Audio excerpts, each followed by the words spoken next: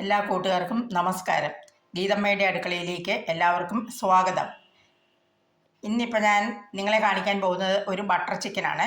ചെറിയ തോതിൽ ഞാൻ എപ്പോഴും എൻ്റെ വീട്ടിൽ ചെയ്യാറുള്ള ഒരു മെത്തേഡാണിത്. അതിന് ഞാനൊരു 1/2 കിലോ ചിക്കൻ എടുത്തിട്ടുണ്ട്. അതിനകത്ത് ഞാൻ കുറച്ച് ഉപ്പിട്ടിട്ടുണ്ട്. പിന്നെ നമുക്കതിൽ ചേർക്കാനുള്ളത് ഒരല്പം മുളക് പൊടി, പിന്നെ ഒരല്പം മഞ്ഞൾപ്പൊടി,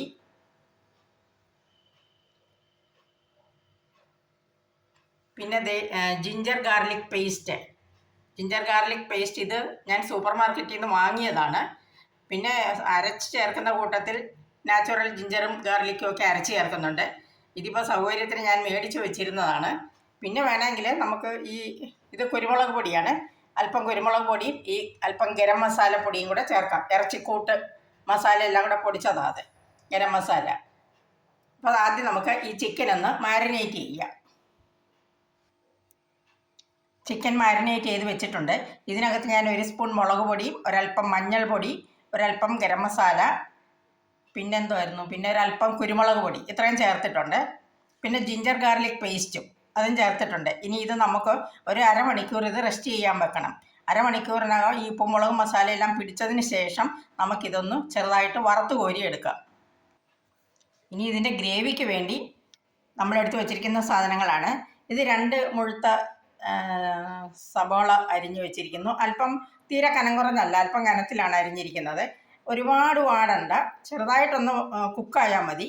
എന്നിട്ട് പിന്നെ നമ്മളിത് മിക്സിയിൽ അരച്ച് ഗ്രേവി ആയിട്ടാണ് ഇടുന്നത്. ഇതെല്ലാം കൂടെ ഒരു കഷ്ണം ഇഞ്ചി, ഒരു 5-6 വെളുത്തുള്ളി, പിന്നെ ഒരു പിടി കശുവണ്ടി, പിന്നെ ഒരു 4 ടൊമാറ്റോ അരിഞ്ഞതുകൊണ്ട് ഇതെല്ലാം കൂടെ ചേർത്ത് ഇതിൻ്റെ കൂടെ അല്പം ഈ പൊടികളും ചേർക്കും. മുളക് പൊടിയും ഗരം മസാലയും ഒക്കെ ചേർക്കും.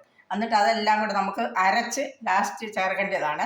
അപ്പോൾ ഇനി നമുക്ക് ഈ ചിക്കൻ മാരിനേറ്റ് ചെയ്ത് വെച്ച ചിക്കൻ ഒന്ന് പൊരിച്ചെടുക്കാം. ചിക്കൻ പൊരിച്ചെടുക്കാൻ വേണ്ടി ഞാൻ 1 ടേബിൾ സ്പൂൺ ബട്ടർ ഇട്ടിട്ടുണ്ട്. അതുകൂടാതെ കുറച്ച് സൺഫ്ലവർ ഓയിലും കൂടെ ഒഴിച്ചിട്ടുണ്ട്. മുഴുവൻ ബട്ടർ ഇടണ്ടെന്ന് വിചാരിച്ചാണ് ഞാൻ എപ്പോഴും ഇങ്ങനെയാണ് ചെയ്തെടുക്കുന്നത്. അപ്പോൾ ആ ബട്ടറൊക്കെ ഉരുകി ഒന്ന് റെഡി ആകട്ടെ. എന്നിട്ട് നമുക്ക് ചിക്കൻ കഷ്ണങ്ങൾ പെറുക്കിയിട്ട് കൊടുക്കാം. നല്ല ചൂട് കട്ടിയുള്ള ഒരു പാനാണ് വെച്ചിരിക്കുന്നത്. ആ പാനിലെ എണ്ണയും ബട്ടറും ഒക്കെ നല്ലോണം ചൂടായി. ഇനി നമുക്ക് ചിക്കൻ ഇട്ട് കൊടുക്കാം.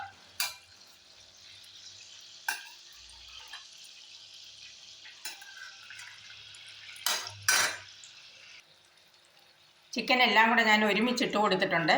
ചിക്കൻ ഒരുപാട് മൂക്കേണ്ട കാര്യമില്ല, ഒന്ന് കുക്കായാൽ മതി, ഒന്ന് വെന്താൽ മാത്രം മതി. ആ അടിവശം ഒരുമാതിരി ഒന്ന് വെന്ത് കഴിയുമ്പോൾ നമുക്ക് തിരിച്ചിടാം. അങ്ങനെ 2 വശവും ഒന്ന് മൂപ്പിച്ചെടുത്താൽ മതി. അല്ലാതെ ഒരുപാട് നമ്മൾ സാധാരണ ചിക്കൻ ഫ്രൈ വെക്കുന്ന പോലെ അത്രയും മൊരിഞ്ഞ് കിട്ടുകയൊന്നും ആവശ്യമില്ല. അതിനുശേഷം നമുക്ക് ഈ പാനിൽ തന്നെ ബാക്കി ഗ്രേവിക്കുള്ളതും വഴറ്റിയെടുക്കാം. അപ്പോൾ വെയിറ്റ് ചെയ്യാം. നമ്മുടെ ചിക്കൻ ആവശ്യത്തിന് മൂത്ത് കിട്ടി, ഞാൻ മാറ്റിയിട്ടുണ്ട്. എന്നിട്ട് ആ സെയിം പാനിൽ തന്നെ ഒരല്പം ബട്ടറും കൂടെ ഞാൻ ചേർത്തു. അതിനകത്തുണ്ടായിരുന്ന ഓയിലിൻ്റെ കൂടെ ഒരല്പം ബട്ടറും കൂടെ ചേർത്തിട്ടുണ്ട്. ഇനി അതിനകത്തോട്ട് നമുക്ക് ഈ സബോള, തക്കാളി, കശുവണ്ടി പരിപ്പ്, ഇഞ്ചി, വെളുത്തുള്ളി ഇതെല്ലാം കൂടെ ചേർത്തൊന്ന് വാട്ടിയെടുക്കും.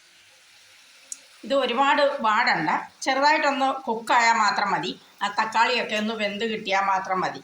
അത് കഴിയുമ്പോൾ നമുക്കിതൊരു മിക്സിയുടെ ജാറിലിട്ട് നല്ലപോലെ അരച്ചെടുക്കണം. നല്ല ഫൈൻ പേസ്റ്റാക്കി എടുക്കണം.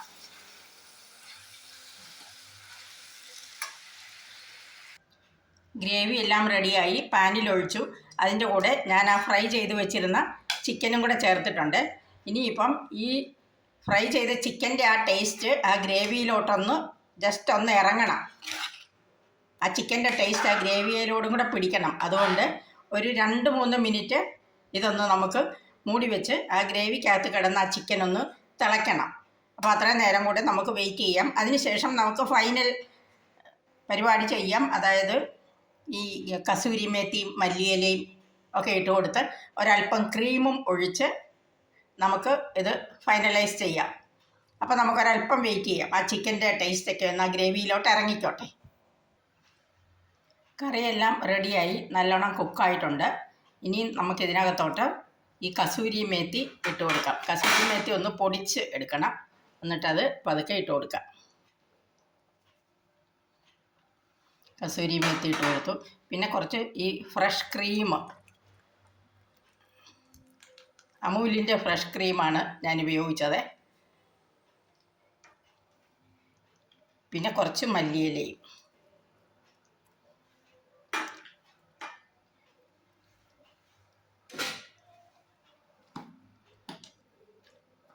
ഇതെല്ലാം കൂടി ഇട്ട് ഒന്ന് ഇളക്കിയിട്ട് നമുക്ക് സ്റ്റൗ ഓഫ് ചെയ്തിട്ട് അല്പസമയം മൂടി വെക്കാം. ആ ഫ്ലേവർ അത് ലോക്കായിട്ടിരിക്കാനാണ് അല്പസമയം മൂടി വെക്കുന്നത്. അതുകൊണ്ട് അല്പസമയം മൂടി വെച്ചിട്ട് ഇനി കഴിക്കാൻ നേരം നമുക്ക് സെർവ് ചെയ്യാം. Thank you.